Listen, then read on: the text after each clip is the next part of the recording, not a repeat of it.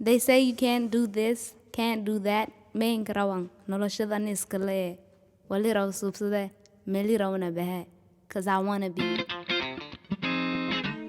I wanna be like a fairy song. I wanna be like a melody. I wanna be like a fairy song. I wanna be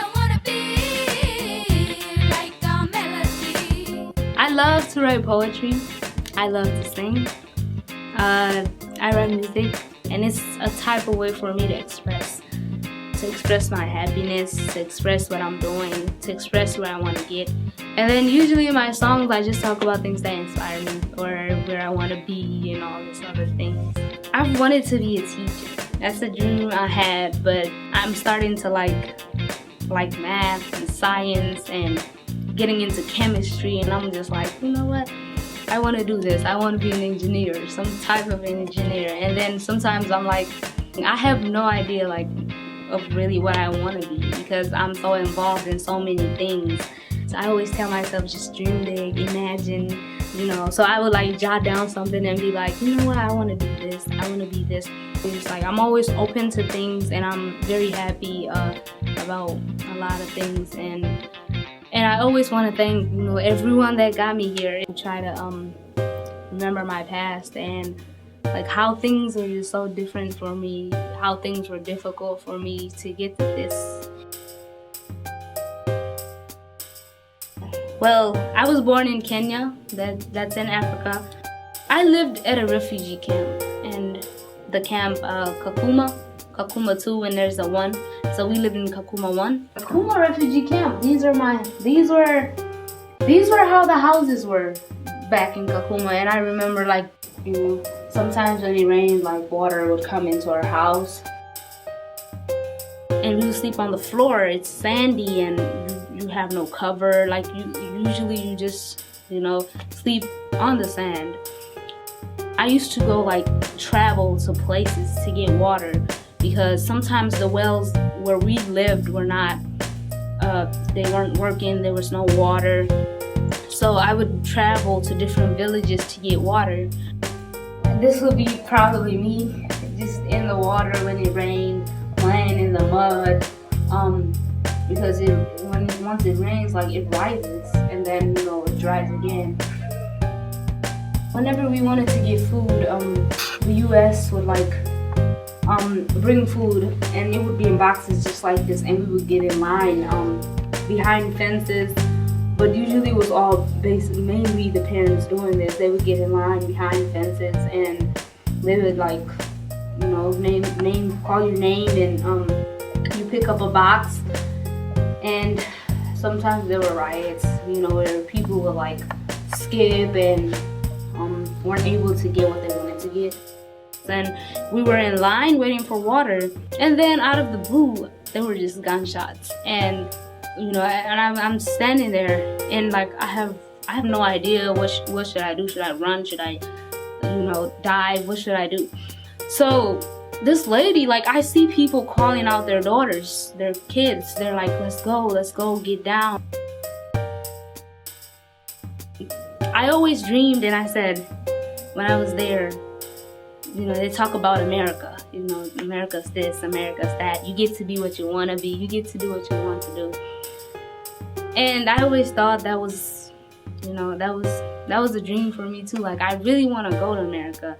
They send someone out to tell you that you have a chance of going to the US. And so this guy comes and, you know, he reads my mother's name, and, you know, my mother's like, yeah, and like, I'm ready. And when, you know, my mother got the news, you know, we rode on the bus, and it's like, the bus is open, and it's patients are throwing up. Like, it's just so much things going on that it was horrible. There were sick people died on the way.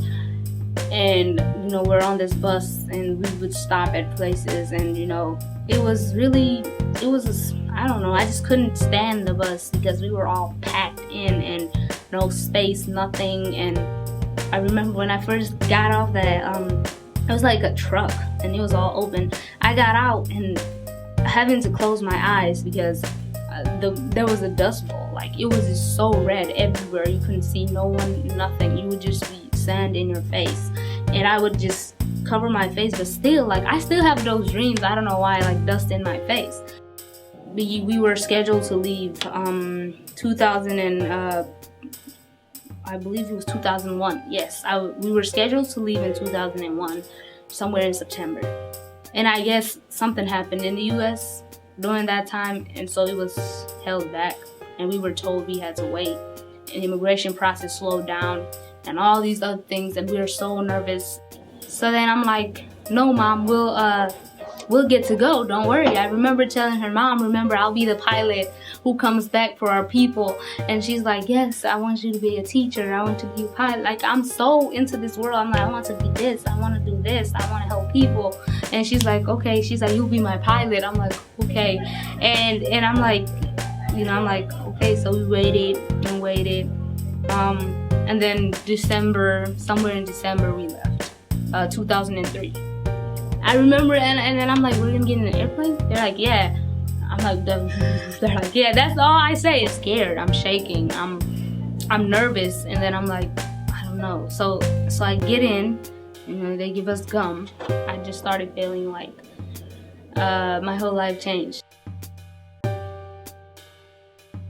This white thing started dropping in the sky, and then I'm just like, wait, what's happening? Why is there things dropping off the sky? It's white. And then the lady's like, this is the welcome to America. She's like, welcome to Wisconsin. I was like, Wisconsin? She's like, yeah, this is Milwaukee. I was like, oh.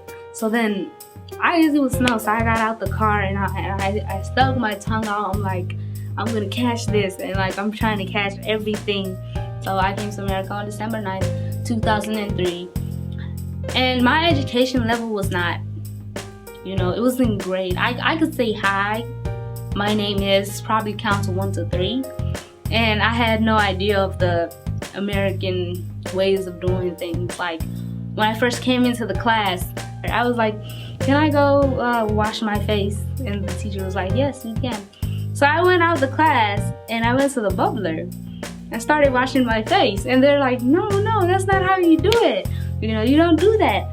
And then I remember sitting at tables, and when we're eating, I'll use my hand because that is what I'm used to. Like, that's the way I used to do it. I was happy.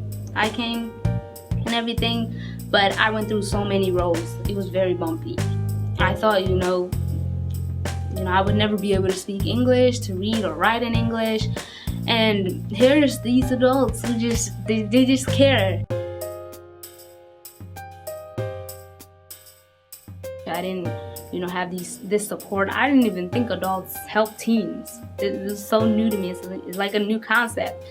And I'm like, who's gonna help me? Because my culture, usually, the kids are not that, really, the adults don't get involved with the kids. Having an adult figure for support, like for them to tell you, this is wrong, let's do this.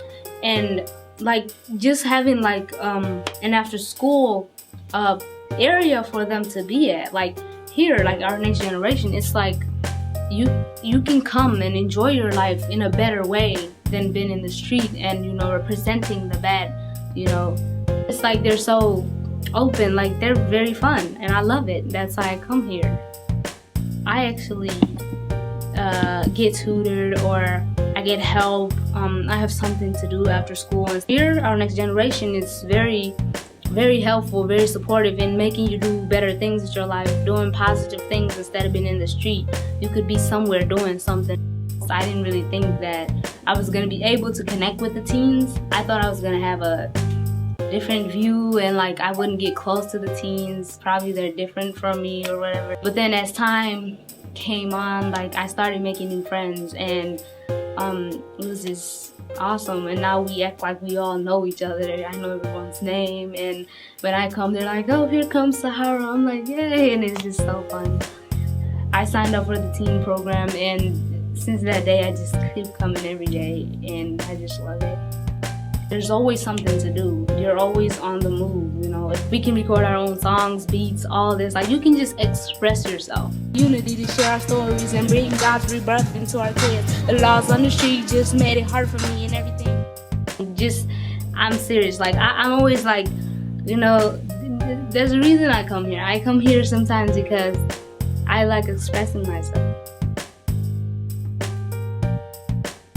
The most exciting thing I've done at Our Next Generation is having the opportunity to go to the presidential inauguration. We took like a 5-day trip to Washington, D.C. and other places like Pennsylvania, Virginia. And it was very exciting. It was very, how can I say, it was just so enriching. And it motivated me to do better things in my life because I didn't know the history of the US. And when I went to DC, I had that image, like I kept getting that image, you know, this is the place, this is history, this is what happened, this is what America's made out of. So powerful to me, for me to stay there and watch the President of the United States, it just changed my whole life. Like I was like, wow, you must be doing something great. And just keep doing what you're doing because, you know, it got you here. And remember that you can do all these things. I know like what I've been through and then what I'm doing right now puts a smile in my face. So yeah, I've been through a lot of stuff and I just, you know, now I just look at what I'm doing, where I'm at, and I'm like, you must struggle to succeed sometimes. So you gotta go through steps to get to where you want to go to. And I just can't wait to like graduate from college and be something. So yeah.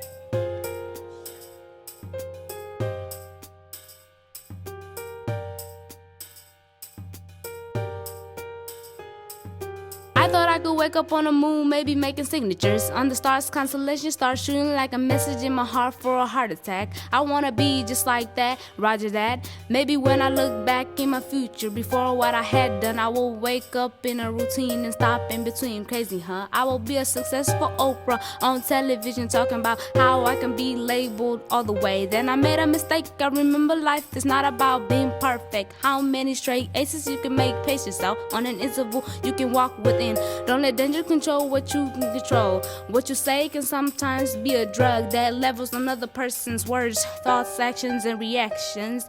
Roger that. I wanna be like a fairy song. I wanna be